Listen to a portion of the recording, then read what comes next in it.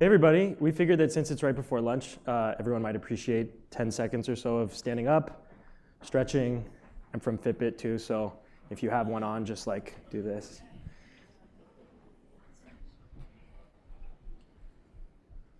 Cool. So I'm Brennan, this is Jamie, and we're here to talk to you about bad news. And we thought that this was relevant because, as we've just heard, the emotions tied to a brand are extremely important, and we also wanted to tell you a little bit about the method that we use to conduct this research. So we just did a raise of hands for Fitbits. How about raise your hand if you've used Dscout before? Okay, so like maybe a good third. Cool. So for those of you who are less familiar with Dscout, it's a tool to do remote research, and we use it a lot at Fitbit because it allows us to scale up our qualitative research. And we'll talk a little bit about how we do that and some examples as we go through here. It's also a tool that we can do from our desk, sort of self-service.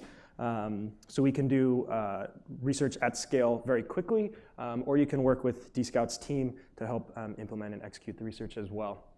So we'll give you a little intro, talk about how we did the research, and then talk about some outputs from it as well. Cool, thanks. So what do we mean by design for bad? We wanted to kind of understand the role of bad news in digital spaces and how we could potentially improve that to make a better user experience. And it kind of emerged from this insight both at Dscout and at Fitbit that when we are designing for user experiences, it's pretty natural for us to optimize and plan for the ideal path, the happy path, where we get these happy emojis here. And keeping all that in mind, sometimes we're doing ourselves a disservice. So for example, in online dating, we expect that all of our users are going to have a lot of interesting people to peruse and check out and swipe right on, and that swipe right is going to be reciprocated, and we're going to fall in love and live happily ever after, right? For professional and career-oriented apps and services, our job hunters have lots of opportunities that they can apply for, pick the ones they like, submit a couple applications. Next thing they know, they have gotten their dream job and they're walking out with the little money emoji, right? They're making lots of money. And then lastly, with fitness and physical fitness, with wearables, we expect this wonderful transformation where we stop pounding the pizza, start pounding the pavement, reaching all of our goals, and our Fitbit is peppering us with affirmation and encouragement every step of the way. And while sometimes, yes, our users do have this positive, happy experience, often there's also some off-roading from that happy path. And so we set out to kind of understand that. So we do see that in reality, people encounter bad news probably more often than they do the sort of ideal path. Your swipe right is ignored. All those resumes you sent out are probably sitting in a pile somewhere. And those New Year's resolutions you made turn into eating a pile of hamburger emojis right around this time of year, I think.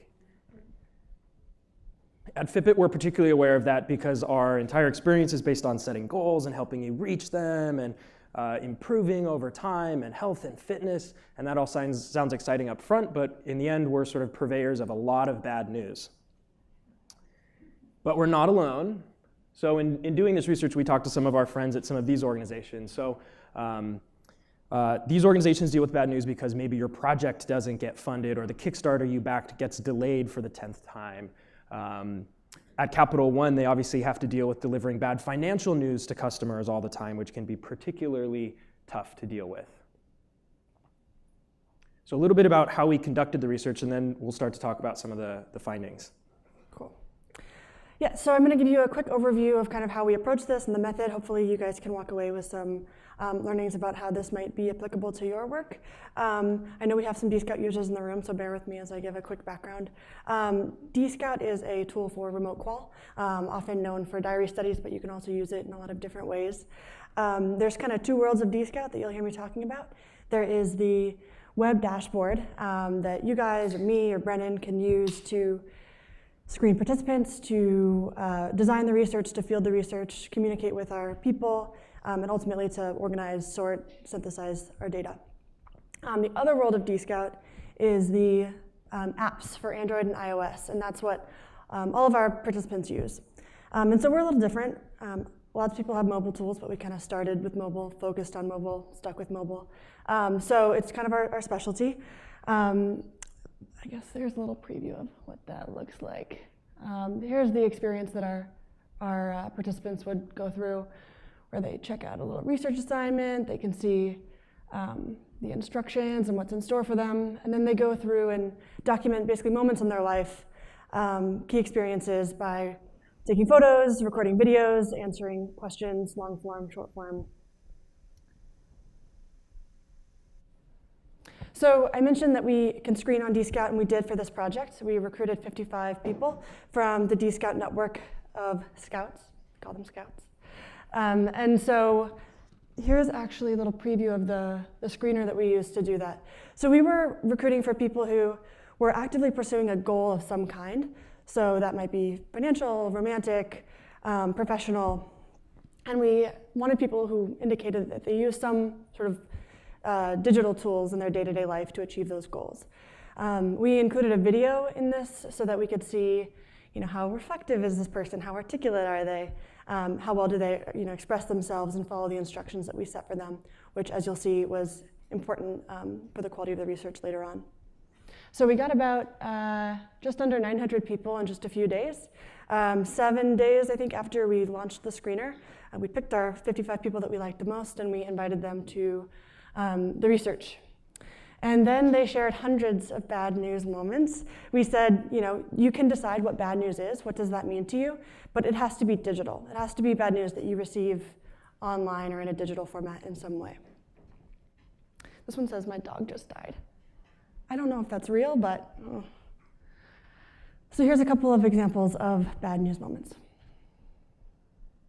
The Mint app is great for budgeting, but it reminds me every single day when I've gone over on any category, I get a push notification, I get an email that tells me that I've been overspending. It comes into my inbox with big red letters, alert that I've gone over budget, and it's just frustrating.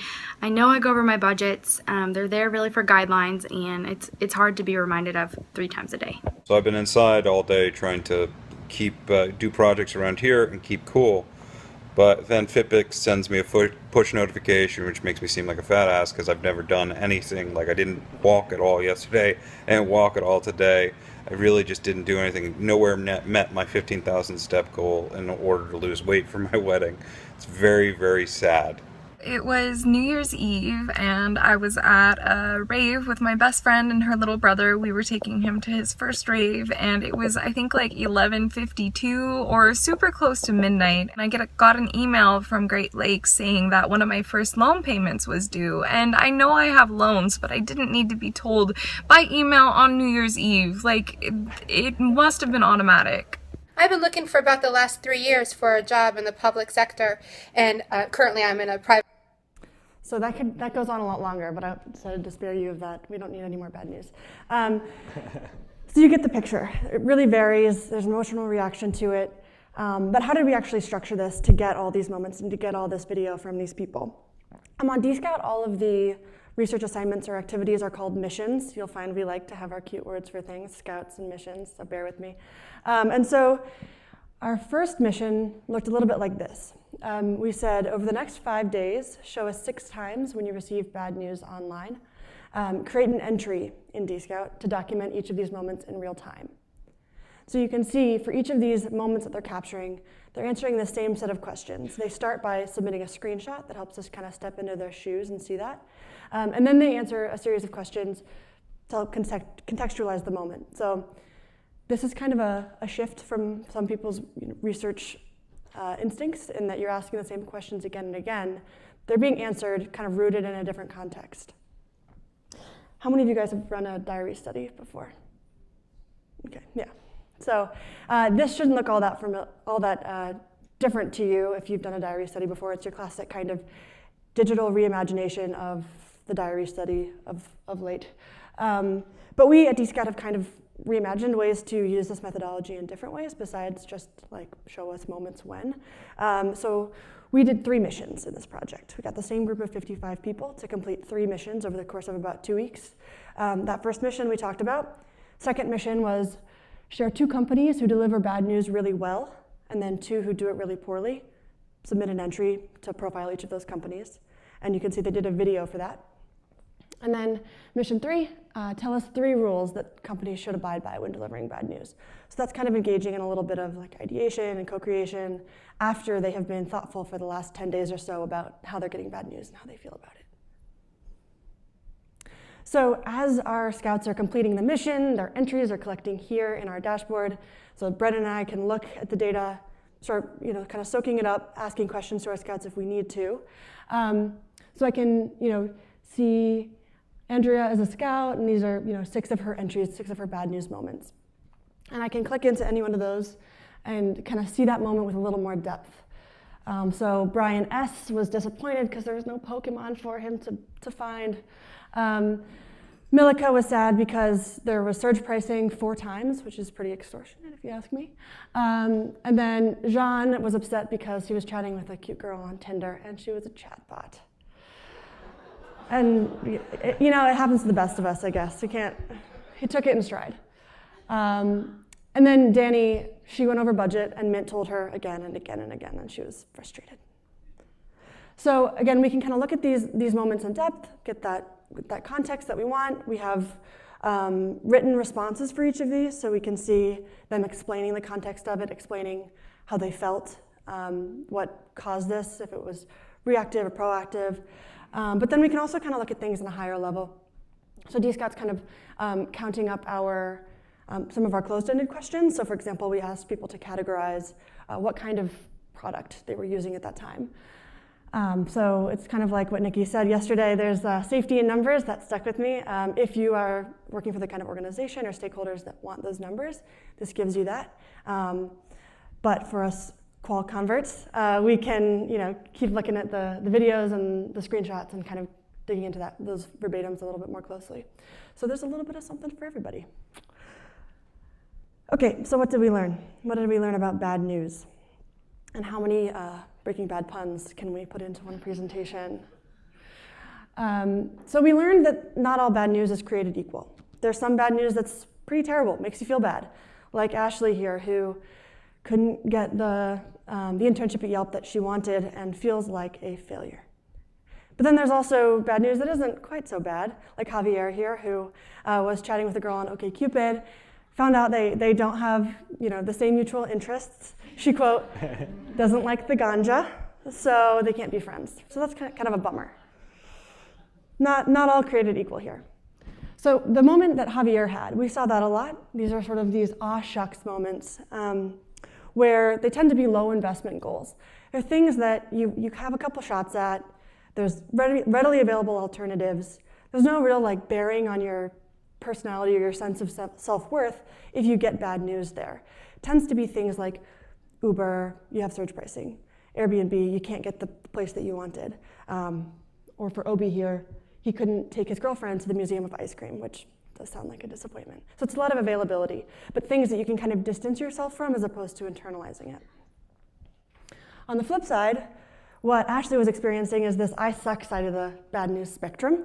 And here, they are high investment goals. They're things that you are caring deeply about, and when you get bad news, it does often feel like a rejection. You can imagine it's areas like dating and professional job hunting, where if you get bad news, it's probably because someone is rejecting you.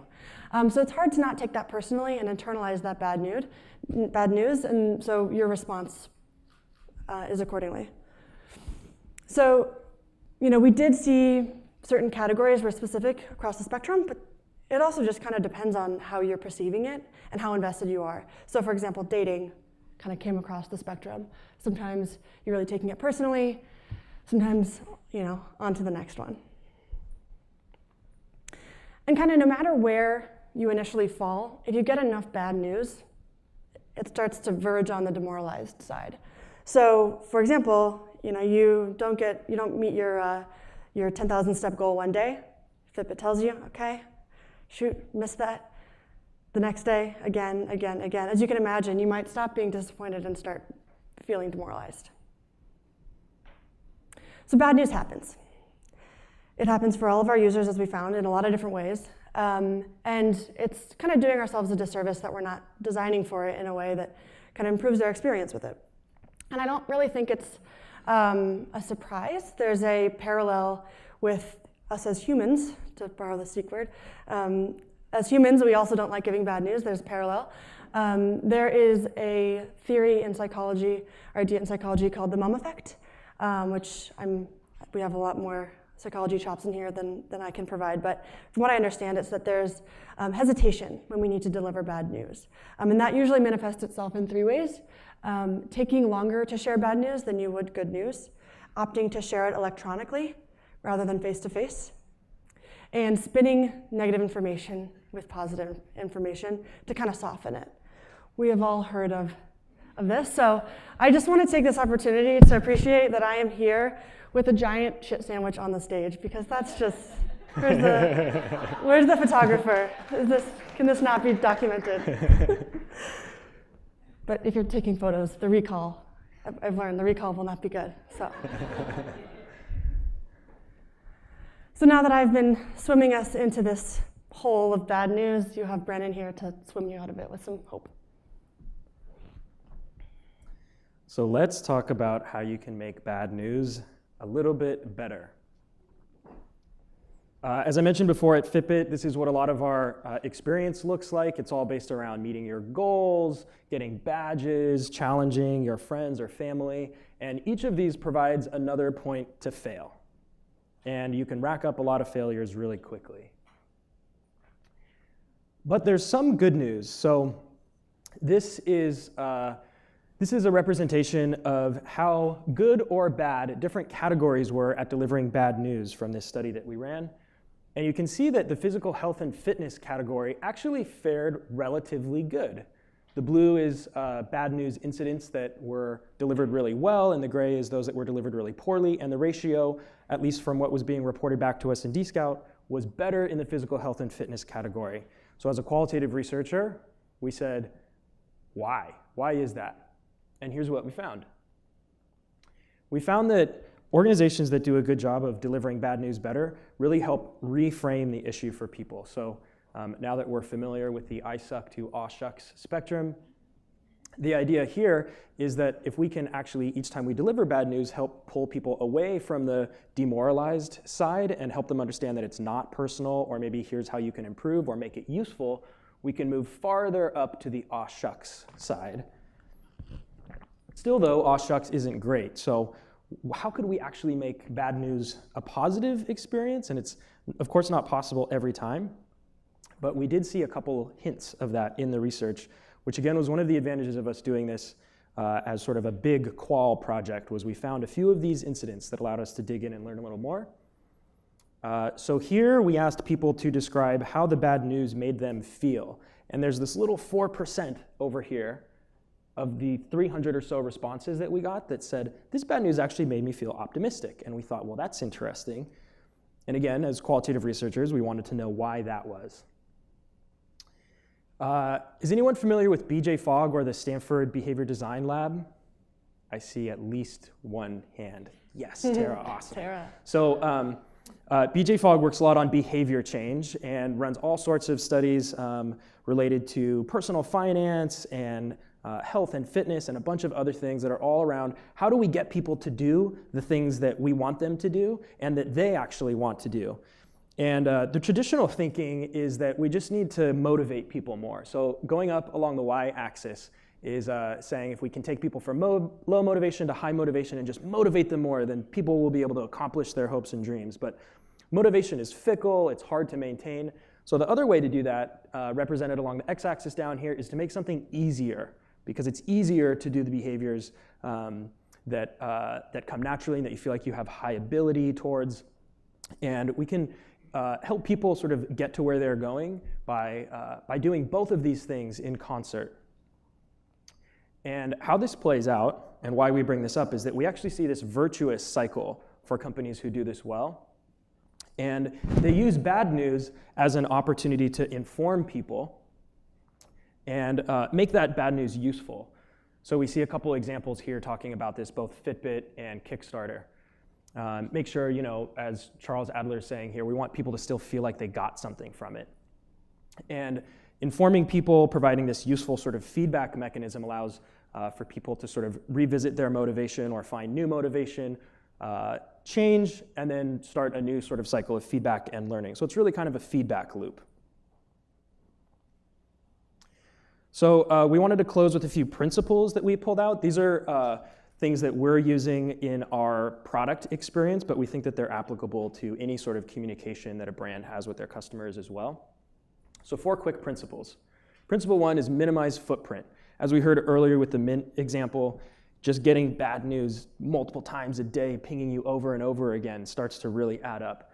So how can we help people get bad news less? And there's a few ways to do this. This dating app over here is exhibiting this sort of plausible deniability, and it just says, you have no matches yet, as opposed to pinging you every single time that you don't get matched. At Fitbit, we recently launched this experience to avoid the situation we were hearing earlier, which is, I keep not meeting my goals day after day, and that gets demoralizing. And our aim here is to help people set better, more realistic, smaller, shorter goals in the and sort of iterate on them so that they're less likely to get bad news along the way. And then here we see an example from United. When you're about to book a flight, it lets you know when there are only a few seats left, and I think a lot of airlines do this, so that you don't say, oh, sure, I'll come back and buy this later tonight when I get home, and then realize your flight is sold out. So this, again, is sort of all in the aim of helping avoid bad news down the line, and making sure that you aren't just getting bad news again and again and again. Here's one other example from Indiegogo that we wanted to highlight. This really embodies the principle of making sure that bad news isn't just a dead end. It would be bad form to just come and plop down a bunch of bad news and then leave. And same way that a brand communicates with a customer, we want to make sure that every communication, even if it includes bad news, also includes something useful. Here's some next steps. Here's how you can learn from it. Principle 2 is to message effectively, and this may sound extremely obvious, but we find that it's actually hard to do in practice to maintain the right tone that's both helpful, motivating, positive, without being patronizing, which is how this can come off sometimes. So just like giving feedback can either be a very good experience or a bad experience, Jamie brought up the prototypical shit sandwich, where you say something nice, and then you tell people what you really want to say, and then you say something nice again. That's actually been shown to not be a very good way of delivering feedback, because everyone knows exactly what you're doing. Instead, here's some principles. Be empathetic so that people feel valued. Be specific with your explanation. Timeliness is important. It's always better to be early instead of waiting around and delivering the message, as we heard earlier, at 11:52 on New Year's Eve. In terms of effort, put in the effort so that so it feels personal to people, and be encouraging. Our third principle is not actually about bad news. It's about the ratio of bad news to good and really highlighting the good moments. So we called it Make a Whoop, and what we mean here is celebrating wins and making those learning moments as well. So 2 self-serving examples. One is from Dscout, when a panelist or scout gets accepted into a mission that they've applied for. Dscout says, congratulations, and has some good little emojis in there to really highlight that this is a positive moment. And at Fitbit, this is the first badge that somebody gets, and they get it after 5,000 steps, which most people reach within their first 24 hours. So it's really trying to sort of set the tempo there. Our last principle is to signal investment. And what we mean here is let people tell you when they really care about something. It's actually hard to find good examples of this out in the world, so we made 2 up. The first one, Dscout doesn't do this now, but might in the future, is let people signal that, hey, I am so perfect for this study that I'm applying for as a panelist, as a scout. Like, I would just do the greatest job, you'd learn so much from me. And that way we would know that they are going to be a particularly engaged and valuable participant. And the other is an example, I think we've probably all had the experience of trying to make a reservation when it's really important to us, and maybe it's last minute and we can't get in. But what if on OpenTable you had a squeeze me in card that you could use once a year when you can signal, hey, this is actually really important to me. I'm not just going out to dinner on a Tuesday. This is my anniversary. Can you please squeeze me in? So that's it for us. Don't ignore bad news. Do research. I'm Brendan. This is Jamie. I think we have 1 minute for questions. Awesome. Thank you, guys. Questions? Other than like, where do you get your emoji inspiration? Because that was impeccable. Yeah. All right, questions. Oh. Hi. Great presentation. I really like the shit sandwich part for obvious reasons. But I've actually been reading a book recently, which everyone should check out. It's called The Culture Map. And it's actually about delivering information and how that varies culturally and how there's differences in effectiveness and how the shit sandwich is actually very American. And if you were to replicate that same way of delivering bad news, for example, to a French colleague, it will go horribly awry. So I didn't know if you happened to do this kind of testing to figure out if there was differences or similarities in how bad news was accepted, perceived, tolerated across different cultural lines? Very good question, and I appreciate the reference on that book. We did not do this internationally. We could have. We do have some international Scout presence, but we just did focus on the US for this. We do see that come up a lot when we do international research at Fitbit, that even what the word health or fitness means is totally different. So we've done a little bit here and there to sort of localize how we deal with that, but it's something that we really should do more of. Mm-hmm. Hi, I'm Vice President, and my question is, how across industries, I work in banking in that sense, so how it varies, if you have any evidence that it varies, you know, in one industry, more or less bad news, or how it's communicated? Thank you. Yeah, I think the context is really interesting. I used to do a lot of work with Wells Fargo, and obviously the types of bad news and the content, and then the tools that a bank can offer to sort of mitigate that bad news are a lot different. So sometimes when it was your bank account is running really low, they would have you considered I forget what they called it, but it's the thing where you can get like an infusion of $400 of cash into your account, and then you pay, you know, some crazy interest on it to repay the next month. Payday advance, I think is what they call it. So that was an interesting example in banking. So I think the content and context is a lot different, but I think the same kind of principles can apply. Mm-hmm. It's a small sample size. We had 55 people, but we had hundreds of moments. And from what I saw, a lot of the financial stuff kind of fell in the middle of the spectrum, where oftentimes you are kind of failing on a personal goal, but you're not getting rejected by someone. So maybe not getting your mortgage accepted. That's bad news that feels like rejection. But going over budget or something like that, maybe you're not as likely to internalize it and more able to distance from it. So from this research, that's what we saw.